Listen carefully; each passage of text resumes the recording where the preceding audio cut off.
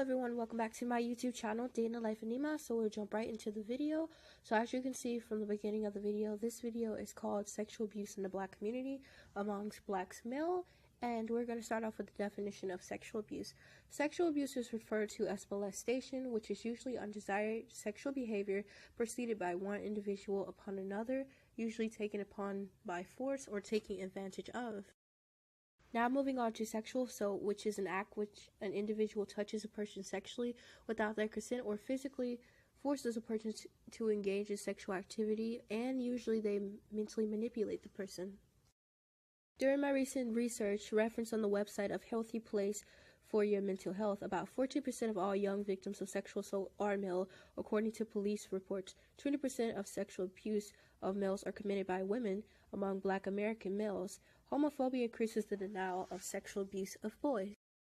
Some of the effects of sexual abuse are denial, post-traumatic stress disorder, depression, anxiety, eating disorders, drug abuse, self-mutilation, and suicide, and more.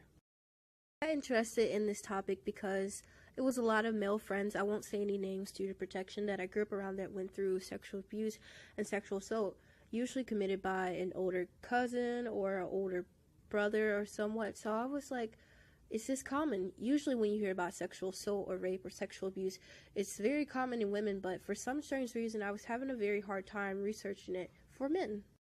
Think about it, it's really hard for women to talk about these subjects because they usually feel like it's their fault, but think about how much harder it is for men. Not only for men, but for Black men. Usually as a man, from birth, they are seen as to have this sort of masculinity, as this male dominance, and really people see them as they really don't have any equality of pain.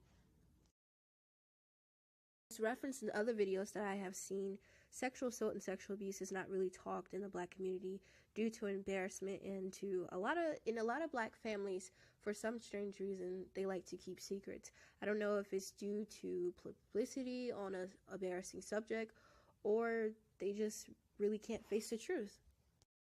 As you just seen recently, you may wonder, why does she have pictures of slavery in her videos? And that's a very good question. I'm about to get onto that topic.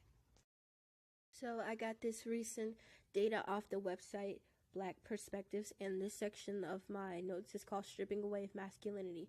During the time period of physical slavery, slave owners emasculated boys and men by denying them the right to wear pants.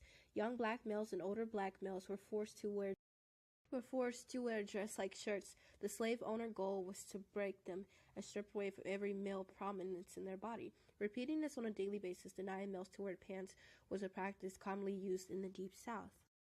To understand the present, my friend, we must go back to the past. See, sexual abuse and sexual assault started during slavery days.